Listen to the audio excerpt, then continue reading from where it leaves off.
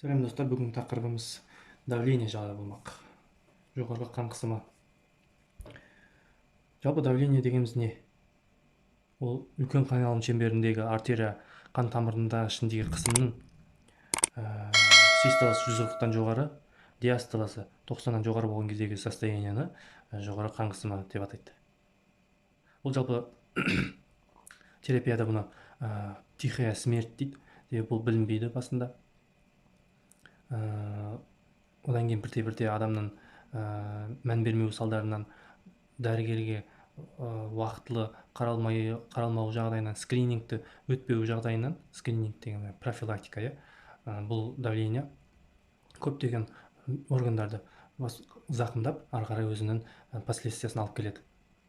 Сондықтан бұны білу дәрігерлер үшін де, қарапайым адамдар үшін де өте маңызды. Давленияның классификациялары бар. Оны біріншілік давление деп бөлейді. Первичная артериальная гипертензия, немесе бұны эссенциальды дейді, немесе неясная этиология дейді. Бұның пайда болу себебі белгісіз. Бұл біріншілік кезінде басқа да органы мишени дейді, зақымданбайды. Бұл яғни как өзі основной ауру ретінде кетеді. Екіншілік деген бар, бұл кезде уже давление симптоматический, басқа бір аурудың симптомы ретінде жүреді. Мысалға, эндокринді бұзылыстар болса, бүйрек үсті безінің, қалқанша безінің бұзылыстары, бүйректің нефрогенная дейді, гипертензия, нейрогенная дейді, лекарственная дейді. Бұл яғни екіншілік симптоматический, солардың салдарынан давление көтеріліп тұрады. Соны ажыратып білу керек. Және де тағы бір классификациясы категорияларына байланысты. Мысалы, біріншісі оптимальды дейді. Егер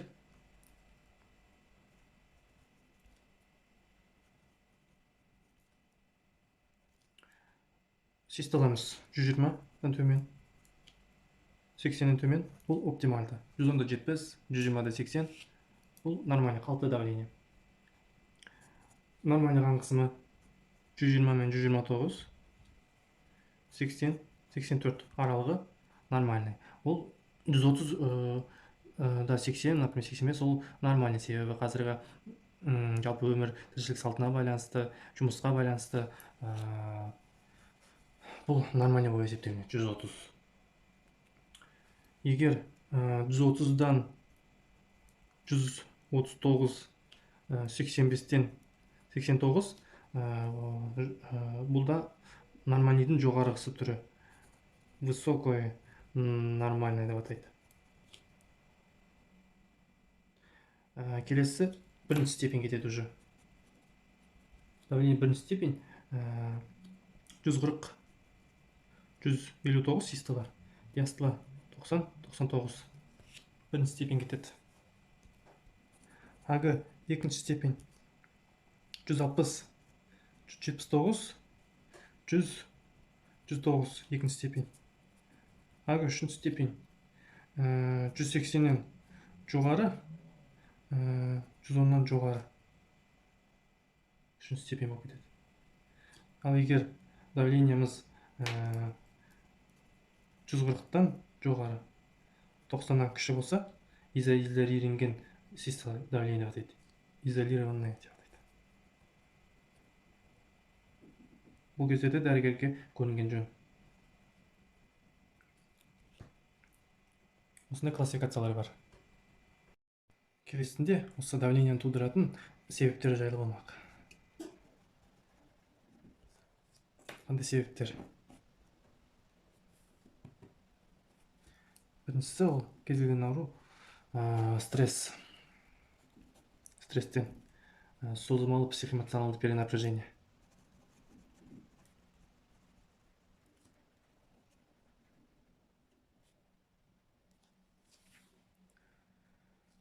Бұл енді түсінікті.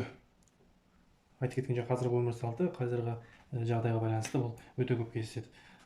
Стресс, депрессия, отрицательный теріс эмоциялар. Бұл енді адамның типіне байланысты психологияда бар ғой, жаңағы холерик, там сангвиник, соларға байланысты мысалға адам проблеманы қалай қабылдайды, сол бойынша оның стресске төзімділігі немесе теріс эмоциялар қабылдамауы соған байланысты. Сондықтан бұның барлығы адамның өзіне байланысты. Бірақ осылар давлениенің көтерілуіне әсер етеді. Екіншісі ол адамның жасы. Бұл да үлкен рөл играть етеді.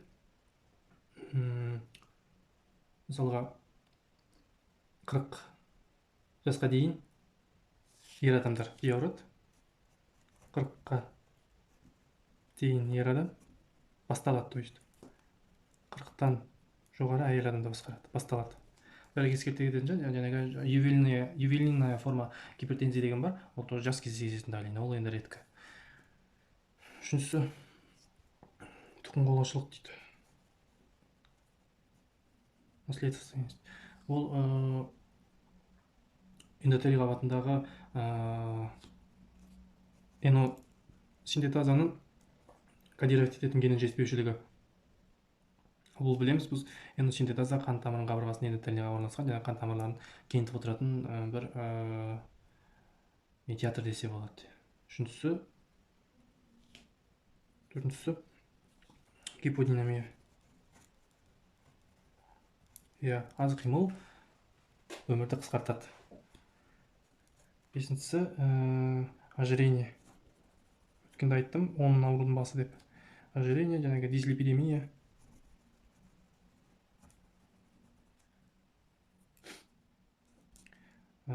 Келесіне арақ, алкоголь. Бұл туралы жеке тақырып сөйлеуге болады. Бұл жаңағы қан тамырларындағы орналасқан барорецепторлардың чувствительностін азайтады, нәтижесінде давлениені адам сезбей кетеді. Аортадағы барорецепторлардың, каротидті зонадағы мидағы барорецепторларды сезімталын төмендетеді. Жаңағы курениені жатқызамыз. Енді патогенезіне тоқтала кетсек. Негізі жоғары қан қысым патогенезінде 3 көрсеткішке қарайды. Біріншісі жүректің жұмысы. Екіншісі тамырлардың тонусы. Үшіншісі қандағы сұйықтықтың көлемі, яғни ОЦК дейтін немесе. Осы үшеуі патогенезінде давленияның маңызды рөл ойнайды. Яғни осы үшеуінің жұмысы дұрыс болса, онда давление да бір қалыпты болады. Жалпы мына суретте жаңағы барорецепторлар ангиотензин туралы айтатын болам. Жалпы патогенезіне тоқтала кетсек, қалыпты жағдайда, аортада біз айттық барорецепторлар бар дедік. Бұл барорецепторлардың егер қан қысымы көтерілсе, барорецепторлардан сигнал тікелей сопақшы мидағы барорецепторлардың орталығына барып түседі. Одан түседі, ол егер мысалы давление жоғарылап кетсе, тормозные клетки соған әсер етіп, сигнал беріп, ол ары қарай сосуд двигательный центр дейді, тамырдың тонусын бағдарлап отыратын центрға сигнал береді. Нәтижесінде ол симпатический жүйке жүйесі арқылы альфа-1, альфа-2 рецепторларға қан тамырының сыртындағы және де жүректегі бета-1 адренал рецепторларға әсер етіп, мұнда қан тамырларын кеңітсе, мұнда жүректің соғыс күшін азайтады. Қалыпты жағдайда осылай жұмыс істейді. Ал бізде әртүрлі себептермен барорецепторлардың сезімталдығы төмендегенде немесе хронический перенапряжение стресспен жүретін адамдарда сосуд двигательный центрдің растормаживание дейді, яғни қызметі күшейіп кетеді.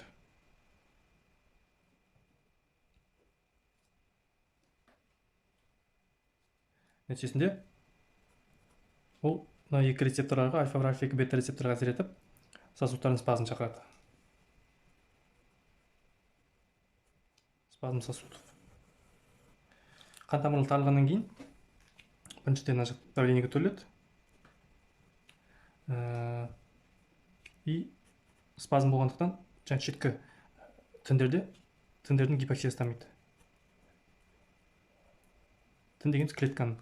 Ал бізде гипоксияға өте сезімтал органдар ол ми. Яғни мысалы гипофиз тұншыға бастайды да, одан АКТ жоғары көп бөлінеді. Ол өз алдына бүйрек үстебесіндегі минералдық кортикоидтар мен глюкокортикоидтардың бөлінісін күшейтеді. Мысалы альдостерон.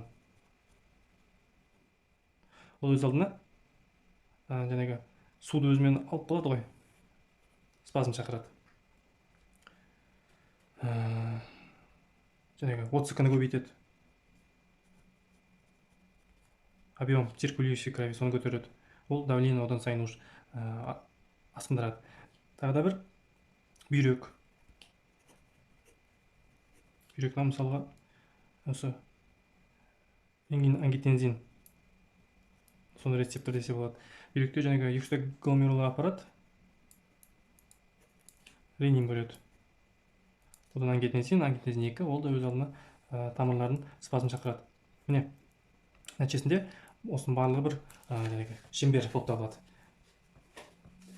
Әрқайсысы бір-біріне әсер етіп, давленияның жоғары қан қысымының жаңағы ұстап тұруына хронический гипертензияға алып келеді. Бұл басында білінбейді адамдарға, кейін келе бір случайно давление өлшеген кезде, болмаса бір дәрігерге қаралған кезде случайно байқалады жоғары қан қысымы.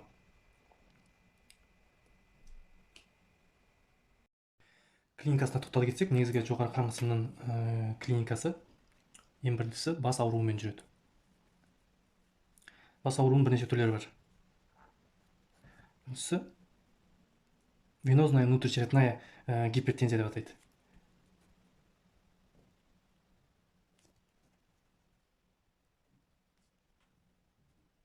Және басын ауырсыны бастағы қай жердің қан тамырлары зақымданды, қай жерінде спазм болып жатыр, соған байланысты бас ауруының бірнеше түрлерін бөледі. Бірінші бас ауруының түрі ол жаңағы венозная внутричерепная гипертензия дейді. Бұнда бас қуысындағы вена тамырларының тонусының нашарлаған кезде,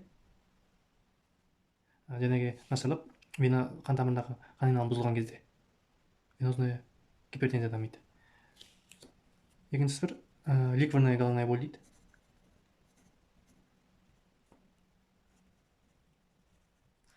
Бұл кезде тоже бас ауруының бір түрі. Қан басшілік қысымы жоғарылап, қан ми артерияларының компенсаторлы спазмы жеткіліксіздігі нәтижесінде пайда болады. Бұл жаңағы хронический давлениялар кезінде, криз кезінде пайда болады. Үшінші бір түрі ол миогенді деп атайды. Миогенная головная боль дейді.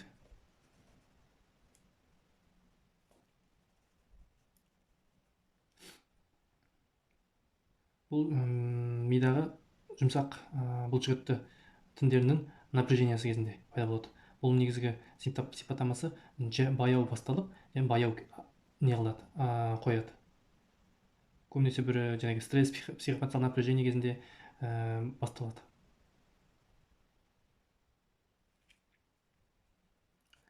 Төртіншісі ишемическая головная боль дейді. Бұл жаңағы давление резко кенеттен көтерілген кезде қан тамырларындағы, мидағы қан тамырларының артериялардың кенетті спазмы, компенсаторлы механизмі қосылып, спазм болған кезде ишемическая головная боль басталады. Бұл жаңағы жалпы миялық неврологиялық симптомдармен жаңағы бас ауруы, головокружение, көздің қарауытуы сияқты симптомдар береді. Келесі хронический давление кезінде ДЭП, дисциркуляторная энцефалопатия дейді. Жаңағы жалпы миялық және неврологиялық бұзылыстармен сипатталатын синдром. Бұның өзінің 3 стадиясы бар.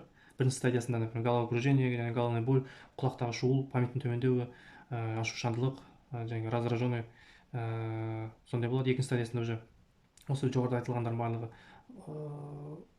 асқына бастайды, улучшение болады, ұйқысыздық, интеллекттің төмендеуі, настроениесінің төмендеуі, апатия, тремор болады. Үшіншісінде уже жүрген кезде шаткость бұзылуы, дизартрия, қол мен аяқтың дірілдеуі, сондай симптомдар береді. ДЭП 1, 2, 3 стадиясы. жүрек тұсындағы ауырсыну болуы мүмкін. Жүрек тұсындағы ауырсыну жүректің ұшында солға қарай ауырсынады. Тыныш жағдайда басталуы мүмкін. Давление резко көтерілген кезде басталуы мүмкін. Және бұл нитроглицериндермен купировать етілмейді. Жетіншісі ентігу болуы мүмкін. Енді әр адамдар қалай ғой, біреуінде ентігу болуы мүмкін. Бұл кенеттен өзі сол жақ қарынша жеткізісті кезінде бар адамдарда қан давление резко көтерілген кезде болуы мүмкін. Және де бағанағы жоғарыда айтқан механизмдерге байланысты натрийдің организмде қанда көбейген кезде, яғни 30-қа көбейген кезде байқалады. Көрудің бұзылуы,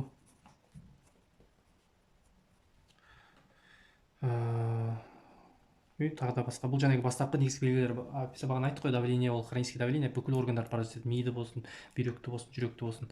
Ана айтылғандар бастапқы негізгі клиникалар осылай басталады. Келесінде құрметті көрермендер, ең негізгі мағлұм пайдалы ақпараттардың бірі фактор риска.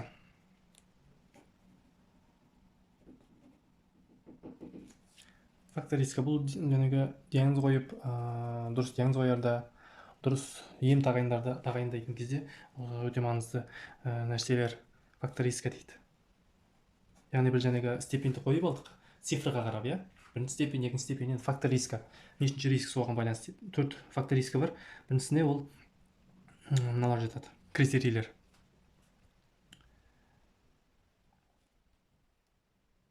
Ер адам 25-тен жоғары жаста болу керек. Әйел адам 65-тен жоғары. Дислипидемия болу керек.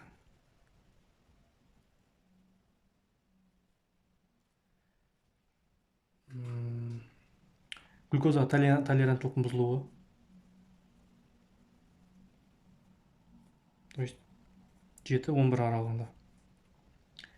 Ожирение болу керек. Индекс массы тела 30-дан жоғары. Абдоминальное ожирение дейді. Бұл кезде белдің өлшемі ер адамдарда, ерлерде 102-ден жоғары, әйелдерде 88-ден жоғары. Белдің өлшемі.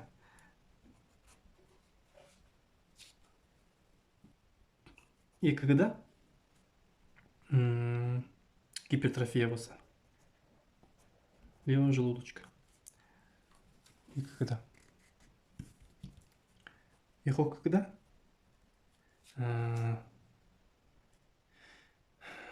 тоже гипертрофия левого желудочка болса, индекс осы сол жаққан жан бұлшықеттің гипертрофиясының индекстері бар. УЗИ-де көрсетеді, егер ер адамдарда 115-тен жоғары болса, әйелде 95-тен жоғары болса. Именно осы миокардтың қалыңдығы.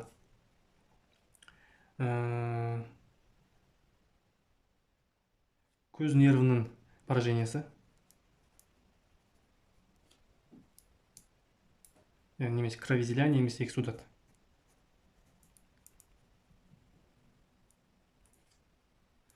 Келесі, ұйқы артериясының стенкасының қалыңдауы. Ұйқы артериясы УЗИ-ден көруге болады. Қалыңдауы 0,9 мм-ден жоғары. УЗИ-ден көресіз.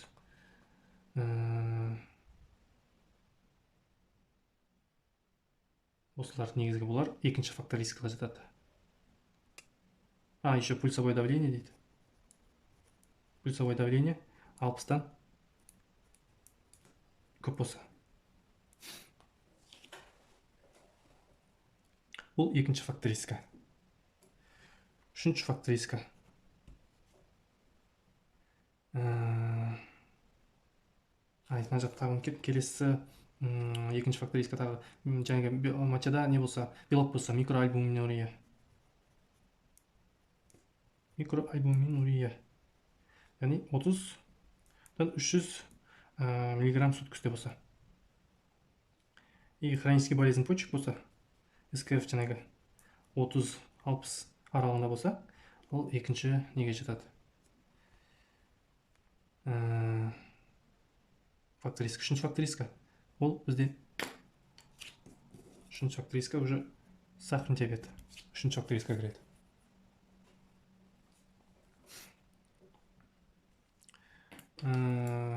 Глюкоза таңертең 7-тен 0-дан жоғары натощак.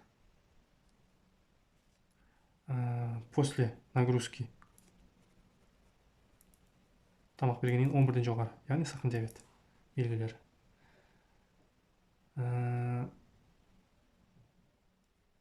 Және де жаңағы гликированный гемоглобиніміз 7%-дан жоғары болса. Бұл дегеніміз 53 миллимоль на литр. Яғни бұл үшінші фактор риска. Төртінші фактор риска асқынулар.